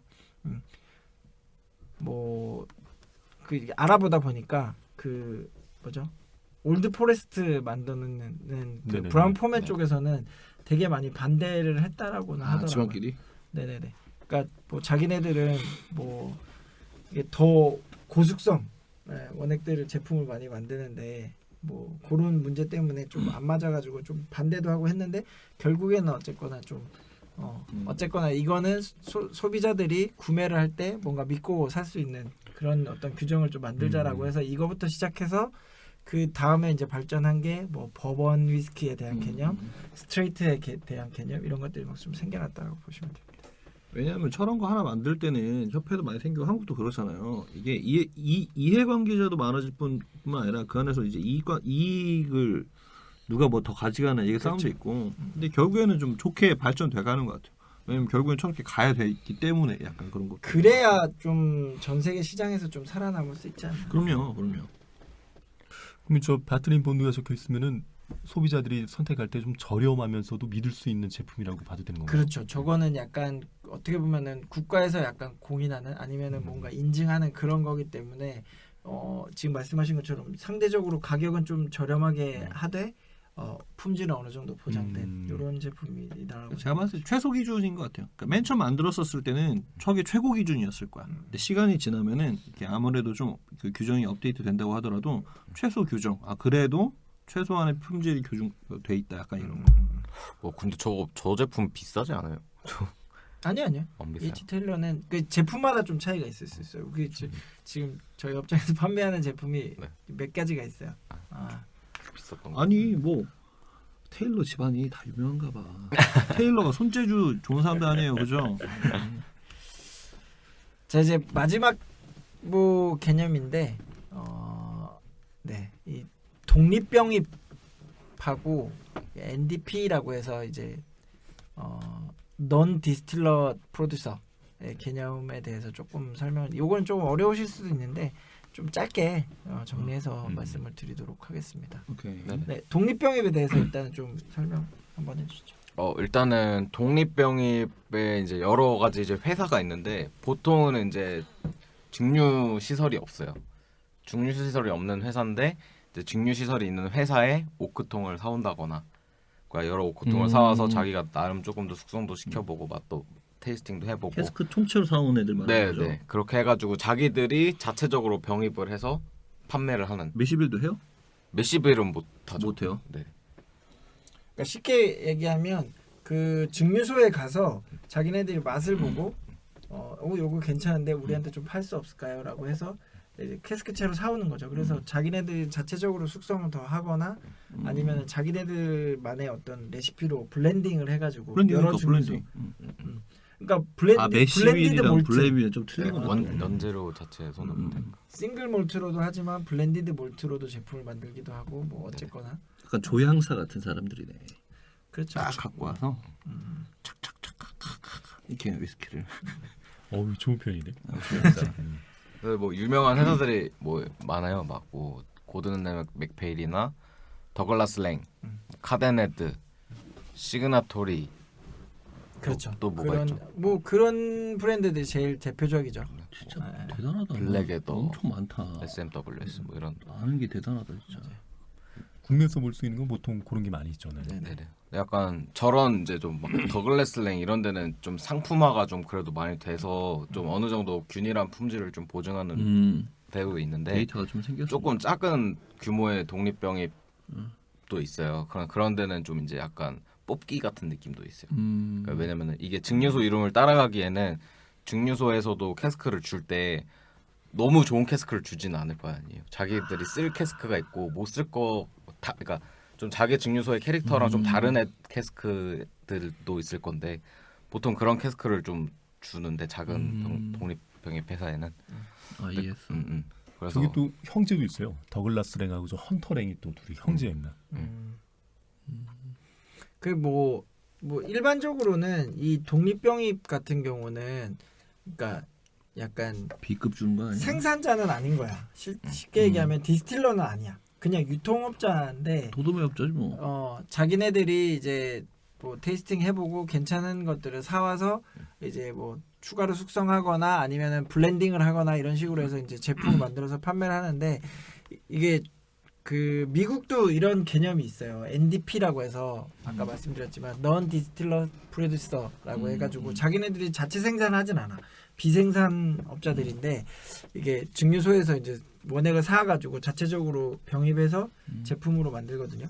근데 이게 좀 저도 옛날엔 잘 몰랐는데 디테일하게 좀 알아보다 보니까 우리가 흔히 이제 버번 위스키라고 많이 알고 있는 제품들이 이런 식이 많더라고요. 그래서 뭐 지금 디아지오에서 유통하고 있는 블렛 같은 경우도 자기네들이 직접 증류소가 있는 건 아니고 디아지오에서 소유하고 있는 그 MGP라고 하는 그 증류소에 의뢰를 해서 원액을 만들고요. 자기네들이 이제 약간 숙성이라든지 아니면은 뭐 그 이제 병입만 해서 블렌딩을 해서 판매를 하는 거죠. 그러니까 옛날에는 이 그 금주법 시대를 거치면서 미국에도 위스키를 만드는 업자들이 되게 많았는데 이게 막 금주법 시대라든지 여러 가지 뭐 경제적인 어려움 때문에 증류소가 문을 닫은 거야. 그러니까 이제 옛날에 어떤 그런 브랜드는 있지만 지금은 현재 공장은 없어진 상태예요. 근데 이제 그 후손들이나 아니면은 뭐 돈을 많이 가지고 있는 어떤 업자들이 이제 요즘에 버번 위스키가 막 엄청 붐이 일어나고 많이 팔리고 잘 팔리고 하니까 그럼 우리도 한번 만들어 보자라고 해서 신생 브랜드를 만들면은 역사도 아무것도 없고 사람들이 인지도가 없으니까 예전에 있었는데 지금은 사라진 그런 증류소들 있잖아요. 아니면 브랜드 그런 것들을 가져다가 이제 그거 이름은 빌려서 제품을 만드는 거죠. 근데 이제 자기네들이 그런 증류하는 시설 자체를 다 설립하기에는 돈이 너무 많이 드니까 이제 원액 자체는 다른 증류소의 원액을 사오고 이제 블렌딩만 해서 판매를 하는데 중요한 차이는 뭐냐면 이게 스코틀랜드의 독립병입 회사 같은 경우는 내가 어느 증류소에서 이 원액을 사왔다, 어떤 캐스크에 숙성이 됐다, 증류한 날짜나 병입한 날짜는 언제다, 뭐 이 위스키의 어떤 캐릭터는 어떻다, 여러 가지의 정보들을 그 라벨에 엄청나게 잘 표시를 해줘요. 그래서 소비자들이 봤을 때 이게 독립병입 제품이긴 하지만 굉장히 좀 어떤 많은 정보들을 좀 볼 수가 있는데 이 NDP 그 회사들은 마치 자기네들이 위스키를 만든 것처럼 좀 그런 표기를 전혀 하지 않고 제품을 내요. 그렇기 때문에 저도 솔직히 이 블렛이라는 위스키가 그냥 블렛 디스틸러에서 만드는 제품인 줄 알았거든요. 근데 그게 아니더라고요. 그런 식으로 뭔가 정보를 최소화시키는 거죠. 소비자들한테 그런 정보들을 장사꾼들이 알려주지 미국 애들이 않는 거야. 그래서 그래. 그래서 노아스 밀도 그러지 않나요? 노아스 밀도 제가 알기로 NDP라고 알고 있는데. 네네네. 뭐 많아요. 뭐 그죠, 윌렛도 있고. 맞아요. 윌렛도 그렇죠. 네네네. 네네네. 제품들이 굉장히 많습니다. 그래서 저 독립병입 같은 경우는 그러면은 저 병입 회사가 캐스크를 사와서 네네. 그냥 단순히 바로 파는 거예요? 아니면 또 본인들이 추가 숙성을 하고 뭐 블렌딩을 하거나 뭐 캐스크를 바꾸기도 하고 그러나요? 네, 그런 작업도 이제 그죠, 본인들도 하고요. 안 그러면 이제 그 독립병입 회사에 색깔이 없으니까. 그렇죠. 그래서 뭐 두 가지 증류소에서 사온 애들 블렌딩해서 그렇게 만들기도 하고 그렇습니다. 그래, 조향타라니까. 근데 제가 듣기로는 이제 브랜딩 공부할 때 유럽은 숨어 있는 브랜드가 많아. 그러니까 동네 빵집인데 300년 되고 200년 됐어. 그래서 브랜드를 사는 거를 많이 해요. 영국 같은 경우는 회사에서 우리가 이제 회사 보면 이제 자산 있고 부채 있고 뭐 이런 게 있잖아요. 근데 영국의 회계법만 유일하게 브랜드를 자산 가치로 인정을 해가지고 회계 처리를 하는 그게 있대요. 그러니까 걔네들은 유럽권에 있는 애들, 다음 영국 애들은 옛날에 그렇게 막 약탈하고 막 이랬잖아요. 그러니까 그 셈법이 잘 돼 있는 거야. 그래서 브랜드를 다시 개발해서 살려가지고 하는 그런 그 한국은 약간 그런 거 브로커라고 하잖아요. 근데 유럽은 그런 게 되게 잘 돼 있대. 근데 그 중에서 약간 상업적으로 그런 걸 또 잘하는 애들이 이제 미국인 거지. 그래서 보다 보면은 약간 그런 느낌들이 있어요. 좀 약간 맞아요. 그런 느낌들이 있어. 그리고 요즘은 약간 그 내가 다 갖고 있으면은 생산에 돈 많이 들어가고 이러니까 아웃소싱 형태로 많이 그렇죠. 간단 말이에요. 이제 그런 부분도 약간 앞으로 더 많이 나올 것 같기도 하고. 그래서 뭐 저는 개인적으로 이걸 자료 조사를 하면서 느낀 것 중에 하나는 어쨌거나 이 그런 뭔가 지금 얘기한 것처럼 아웃소싱 할 수도 있어. 소싱만 해서 그냥 내가 원하는 제품을 가져와서 잘 버무려 가지고 자기네들 브랜드로 이렇게 좀 포장해서 판매할 수 있는데 그거에 대한 예를 들면 뭐 원재료에 대한 아니면 원액에 대한 어떤 그런 정보들을 이렇게 좀 스코틀랜드처럼 좀 많이 알려줘야 소비자들한테 알려주는 게 좋지 않나라는 생각. 그렇게 이긴 가야죠. 해요. 왜냐하면 네. 진정성 없으면은 브랜딩이 완성이 안 돼. 맞아. 200년 거 사오면 뭐해? 맨날 사기치고 이러는데. 그러니까 아마 더 좋은 방향으로 가려면 아마 그렇게 가야지 않을까. 그래서 스코틀랜드 위스키가 그렇게 좀 좋은 이미지 아니면 정말 스탠다드라는 이미지를 갖고 갈 수 있는 이유가 약간 저런 어떤 뭐라 그러지 작업들을 굉장히 좀 철저하게 네네. 약간 많이 하는 것 같아요. 음. 미국은 약간 좀 그렇죠. 뭐 편법 아니면 좀 약간 대충 아니, 하는 게 또 많이 있는 것 같아요. 이게 또 법원을 깎아내리면 안 돼요. 아니야 그런 건 이렇게 아닌데 좋아지고 있으니까. 요즘에 네. 법원이 좀 붐이 일어나가지고 맞아. 막 엄청나게 좀 이슈가 되긴 하는데 그에 비해서 솔직히 좀 허술한 면이 없지 않나. 약간 이게 어때 산업이 발전이 이게 되잖아. 그러니까 시간이 되고 데이터가 쌓이니까 좋은 게 당연히 나오지. 근데 법적인 거라든지 어떤 양식적인 부분이라는 게 좀 늦게 따라올 수 있어. 근데 결국에는 또 이렇게 올라서면서 맞아요. 좋아지니까. 왜냐면 유럽도 뭐 처음부터 그랬겠냐고. 맞아. 채널로 다 막 숨어서 팔고 막 물타서 팔고 이랬을 건데 좋아진 거잖아. 그래서 우리나라도 요즘에 이제 증류를 우리나라 막 숨어서 하는 위스키 사람 만드- 없잖아. 시작이 좋아질 거라고. 위스키를 만드니까 우리나라도 좋아질 이제 거라고. 좀 잘 이렇게 했으면 어이, 좋겠다라는 맞습니다. 한국 사람 착한 사람 많아서 좋아질 거야. 네네. 자 오늘 생각보다 이제 이야기가 길어졌어요. 근데 너무 뭐- 배운 게 많았어 진짜. 이제 많이 보이네. 퀴즈로 다 점검을 해야 되는데. 맞다. 어우, 다음 잠깐만. 화에 딱 시작하면서 하시죠. 시작하면서. 네네네. 그러니까 저 저번 주에 원래 배운 걸 오늘 해야 되는 거죠? 그렇죠.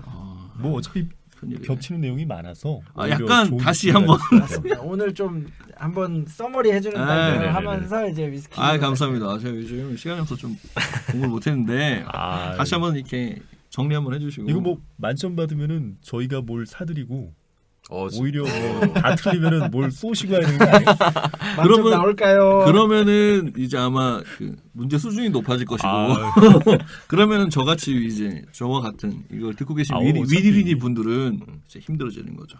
들은 내용 중에서 나오는 거니까. 네. 자 이제 오늘 화는 이걸로 마치고 네. 다음 화의 내용을 미리 알려드릴게요. 이제 다음 화에는 바의 종류, 네네. 다양한 종류의 바에 대해서 좀 설명을 드리고 혹 그 바에 가는데 필요한 옷의 뭐 차림새라든가 매너라든가 뭐 이런 것들에 대해서 좀 얘기를 한번 해보겠습니다. 특징들. 자, 오늘도 마무리는 우리 둘기님이 네네. 항상 기대됩니다. 수줍게. 이거 왜 이렇게 항상 그게 좀 몸을 베베 꼬면서 아, 영상을 컨셉이야. 진짜 이 시간이 되면 딱 이야, 당당히 들어. 오늘도 너무 즐거웠고요. 즐겁게 마실 때 알고 마시자. 주도의 제발요. 네, 감사합니다. 수고하셨습니다. 오늘 진짜 많이 배웠네. 너무